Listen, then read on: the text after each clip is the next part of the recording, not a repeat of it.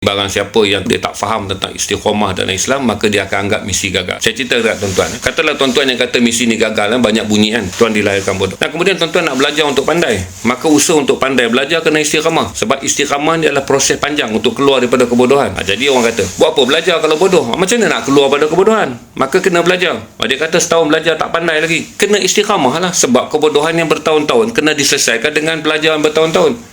Jadi bukan tentang misi gagal, tentang kita kena istiqamah. Sebab tu dalam agama istiqamah itu penting. Baik, seorang ni kata pula dia dah belajar tak faham-faham, mak dia hantar tuition. Maksudnya dia mengajar ni sampai 3 kali 3 dia kata 6. Mak dia kata jenuh ni. Tapi Alhamdulillah, sebelum tu 3 kali 3 dia kata 3. Sekarang 3 kali 3 dia kata 6. Mak dia kata majulah sikit sebab dia kenal dah angka 3. Tapi tak tepat lagi sebab dia tak dapat 9. Mak dia hantar tuition. Berarti untuk penjelasan tuan-tuan, jelaskanlah bahawa bila kita belajar dan kita belajar, istiqamah tu yang mengeluarkan kita daripada kebodohan. Samalah kita nak Palestin ni, kita kenallah istiqamah, lakukan sedikit demi sedikit demi sedikit demi sedikit. Ni kita nak buat sedikit kemudian nak berjaya. Sebab tu tuan-tuan tak boleh keluar pada kebodohan bila komen dekat tempat saya. Sebab tuan-tuan fikir selapis je, iaitu kalau buat mesti berjaya. Dia bukan macam tu tuan-tuan. Dalam hidup hal-hal yang menguji hidup, kita nak keluar pada satu level IQ yang lain, nak faham tentang hal-hal hidup yang lebih besar ni. Tak semua benda dia akan jadi mudah macam tu. Jadi kalau kamu bodoh dalam satu perkara, tak menjadikan kamu akan kekal bodoh. Kamu kena belajar. Tapi belajar tak menjadikan kamu pandai kalau kamu tidak istiqamah. Okey, itulah saya jelaskan. Bagi orang sebut tentang banyak bunyi kan, memang orang bodoh tempat dia kena diam. Memang dunia orang yang berbunyi ni memang dunia orang yang ada pengetahuan, maka mereka menyampaikan. Tuan memang bodoh, tak apalah duduk diam sebab nak sampai apa. Kadang tuan-tuan cakap komen pun dah nampak bodoh. Jadi janganlah marah. Sebab tugas saya yang tahu satu perkara menyampaikan pada tuan-tuan. Lepas tu kalau tuan-tuan dah tak faham, nak komplain saya banyak muji, bunyi jadi payah. Okey.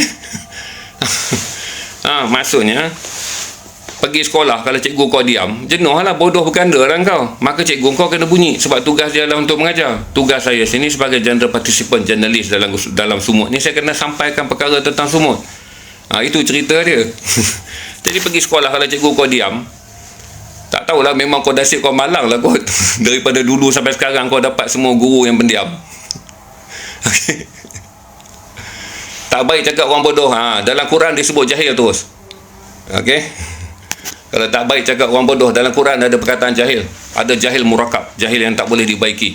Jadi saya guna perkataan tu dah lembut dah. Dalam Quran ada lagi satu jahil.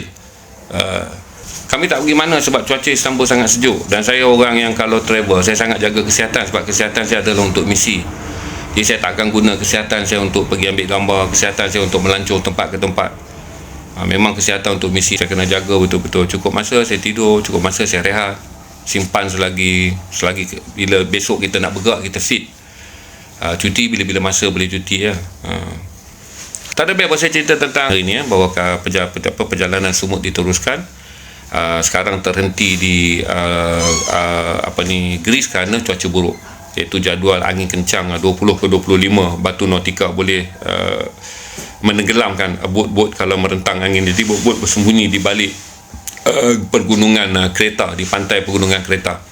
Jadi bot hanya akan kembali menyambung perjalanan pada 5 hari bulan. Dan bila 5 hari bulan, dia dijangka sampai pada 8 atau 9 hari bulan di pelabuhan Marmaris di Turki. Di sinilah barisan akhir akan dibuat. Kerana daripada Marmaris Turki ni nak pergi Gaza 4 hari je. Jadi ada 15 bot yang ada di Turki ni dah penuh, kami tak boleh tumpang. Jadi saya datanglah, tunggu di Marmaris ni. Kalau ada bot daripada Greece yang datang nanti kosong, insyaAllah akan ada bot kosong. Cuma kita nak dia selamat sampai je di pantai. Kita doakan dia selamat sampai insyaAllah di pantai Turki, kami boleh lompat. Tempat tetap ada, cuma kena bot ni sampai. Tapi bot daripada Turki yang ready tidak untuk kita. Dia adalah untuk delegasi Turki. Turki delegasi final dia 230. Bot yang boleh isi 80. Jadi Turki pun ada waiting list 150. Kita tak boleh nak ambil waiting list dia sebab mereka ni dah daftar awal. Sekarang kita ambil waiting list yang ada di Greece kan. Pasal yang Greece ni semua dah balik, waiting list daripada Spain dan Itali dah balik. Tapi ada kosong, kalau kita ada kosong jump in je lah. Saif ditahan dan didakwa hari ni. Ditambah reman untuk pendakwaan yang sangat berat untuk dia. Saif dan Tiago telah disahkan. Tuan-tuan boleh cari dah gambar dia orang dua pun dah keluar. Saif dipukul dan sepanjang ditahan tak dibenarkan bangun, dia ditekan untuk berbaring hingga lebam bahagian pipi dan dagu dia. Tiago juga dicas.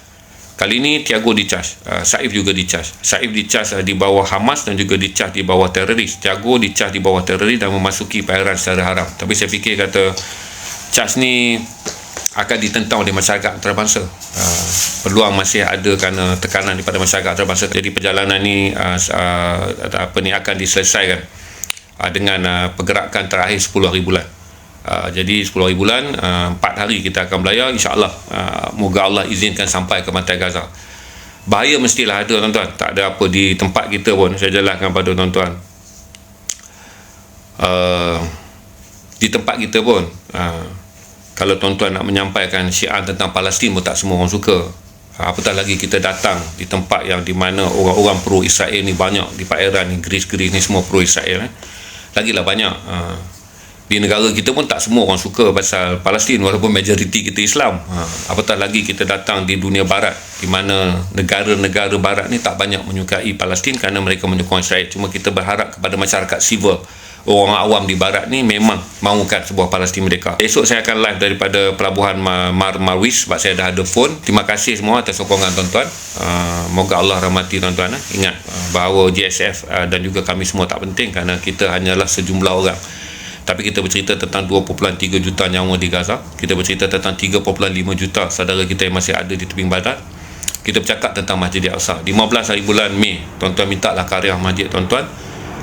Jadikan hari An-Nakbah ataupun hari kejatuhan Palestin ni yang diisytiharkan pada setiap 15 Mei bersamaan dengan hari Israel menubuhkan negara haram mereka tahun 48. Hari An-Nakbah dimulakan peringati dia pada tahun 1968 selepas 50 tahun kejatuhan Palestin. Mintalah masjid dan surau tuan-tuan buat program An-Nakbah, tetapi minta para ulama bercerita, para agamawan bercerita tuan-tuan tentang pentingnya kita bercakap tentang Gaza adalah kerana surah Al-Isra, bahawa Gaza itu adalah sebahagian daripada Palestin. Palestin itu merangkumi tebing barat. Tebing barat ada Al-Quds, Baitul Maqdis. Dalam Baitul Maqdis ada Al-Aqsa.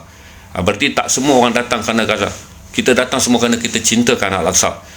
Dan kita tak boleh dapat Al-Aqsa secara terus tanpa mendapatkan dulu Gaza. Kerana Gaza adalah pintu pantai. Kerana Gaza adalah pintu pantai. Al-Aqsa adalah pintu yang terkepung. Kita tak boleh nak masuk tanah Al-Aqsa. Jadi tuan-tuan ingatlah satu perkara, bahawa kita boleh sebut apa pun, tetapi kita nak yang akhir sekali ustaz kita cerita supaya bagi tahu dekat ustaz tuan-tuan. Kata Tuan Haji, kata Abang Zainal pesan, jangan jadikan surah Al-Isra ayat mengenai Masjid Al-Aqsa hiasan dalam Al-Quran. Cakap dengan ustaz tuan-tuan, sebab ustaz tak mau cakap benda ni. Kata saya pesan jangan jadikan surah Al-Isra itu sebagai surah hiasan, di mana kita menyebutnya sebagai perhiasan Al-Quran tapi kita tidak memperjuangkannya, iaitu mendapatkan kembali masjid kita yang paling suci, kiblat pertama kita. Kerana solat kita itu ada berkaitan dengan Masjid Al-Aqsa. Sebab tu Allah sebut ini tempat ketiga paling suci.